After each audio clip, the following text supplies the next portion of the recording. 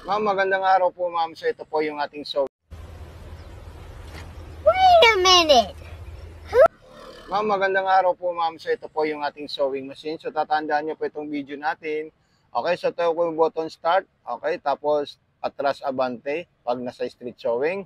Then tension pag nagbubuhol po at nagtutuhog po yung tahi natin sa ilalim. Yung paglalagyan natin ng sinulid, ayan po siya, ma'am. Then yung distance po niya, ito po siya, ma'am. Then yung refilling thread, dito po, ilalagay po natin dito yung bobbing natin at itutulak natin dito, ma'am. Ayan. Kailangan ilagay muna yung bobbing na bilog bago nyo itulak. Okay? So ito po yung option. Dito po tayo pipili, ma'am, sa ating selector design. So ayan po siya, ma'am. Vice versa na po siya. Kailangan lang po yung karayom natin nakataas po siya, ma'am. Hindi po siya pwedeng nakalubog sa ilalim tapos isi-select natin ito. Mapuputol yung karayom. So dapat yung karayom natin itataas po natin. Dito po tataas. So ayan po siya, tumataas po siya, ma'am. Okay? So ayan po siya, ma'am. Si-select natin, ilalagay natin sa straight line at ilalagay natin ito.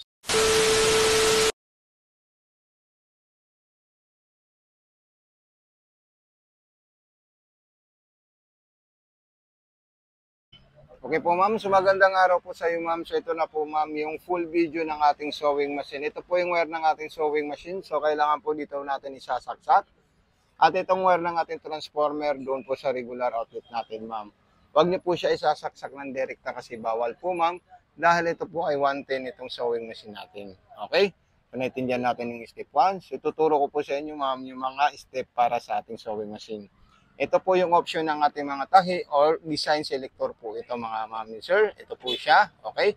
Dito naman po yung distance. Ito naman po yung refilling thread. Yung bobbing natin. Kompleto po siya na accessories. Nandito po lahat. Ipapatong natin dito. Refilling thread. Itutulak natin doon. Okay? So, ganun lang po siya, ma'am. Okay. Then ito naman po yung atras abante. Then button start, button stop. Ito, kahit hindi nyo na po ito gamitin, ma'am. Okay? So, ito naman yung tension pag nagbubuhol po yung tahi natin sa ilalim po, ma'am. Okay? So, ito, maglalagay po tayo ng sinulid, ma'am, sa itaas. Ito po yung sinulid natin, ma'am. Ayan. Ipapakita po natin sa inyo kung paano po natin siya lalagyan ng sinulid. So, ilalagay po natin dyan, ma'am. At ilalagay natin dito. Ayan. Then, pagkatapos po, ma'am, ito, ilalagay natin dito, ma'am. So, ayan, dire-diretso lang po yan, ma'am. Okay? Then, dire-diretso po siya dito. At ito, dire-diretso po siya. At dito, diretso po siya, ma'am. Okay, so ganyan lang po siya, ma'am.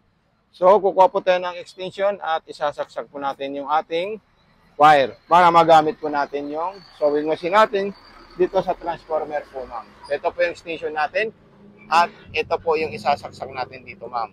Okay? Yung wire extension natin doon po sa outlet.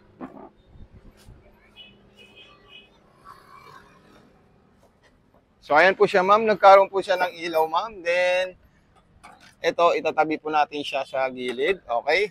So, ito, maglalagay po tayo ng sinulid sa butas ng karayom. Okay? Para makita nyo po kung paano po natin isi-shoot yung sinulid sa butas ng karayom po, ma'am. So, napakadali lang po siya, ma'am. So, ayan po siya, ma'am. Ayan, ganyan lang po siya. Papasok natin diretso po doon.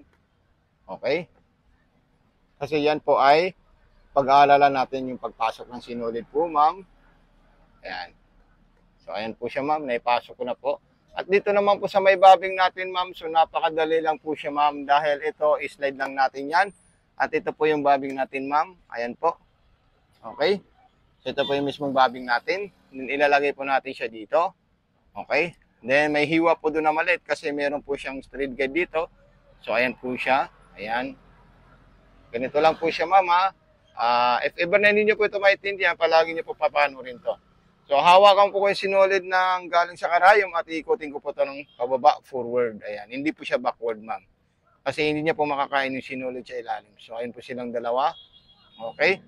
Then, pag nakuha po natin yan, gaganito po natin siya at ipapasok natin doon. So, step 1 po, ilalagay po natin yung ating tela. So, ito po yung sinampol ko bago po gawa ng video, ma'am. Okay. So, ayan. Okay. So, ayan po siya, ma'am. Then, unang gagawin po natin, ma'am, kung gusto po natin yung street sewing, tatapat po natin yung street sewing na number 1. So, ayan po siya. Ito po yung agwat, number 4. Malalayo po yung agwat natin, ma'am. Ayan. Okay. Then, stop po. Ayan. So, ganyan po siya, ma'am. So, ayun po siya, ma'am. Tanggalin po natin siya para makita nyo po yung ginawa niyang straight line na number 4. Okay. So, ito na po siya, ma'am. Ayan. Okay. Kuntingin ko lang po siya. So, ito po siya, ma'am. Number 4 yung distance natin. So, pwede po natin siyang gawing masinsin po, ma'am. Okay. So, ayan. Nilagay ko po siya sa number 3 para makita nyo po yung straight line na gagawin naman ng ating sewing machine. So, ayan. Ayan. Napakaganda po at napaka-smooth po ng takbo ng ating sewing machine. Okay. So, ayan po siya, ma'am. Then, ayan. Number 3 na po yan, ma'am. Then, ang gusto po naman natin is, kung gusto po natin mag-zigzag, so, napakadali lang po siya, ma'am. 1, 3, 4. So, gusto natin masinsin, dikit-dikit. So, ayan po siya, ma'am. Napakaganda po ito, ma'am. Ayan. Okay. Then, kung another design naman po ang gusto natin, ma'am, so, pwede rin po natin siya gamitin. Ayan. Pang-garterize yung number 5. Ayan po siya. Napakaganda po yan sa mga stretchable na tela, katulad ng mga spandex or mga underwear. So, ayan po siya, ma'am. Lahat po yan gumagana po yung mga design niya, ma'am. Okay?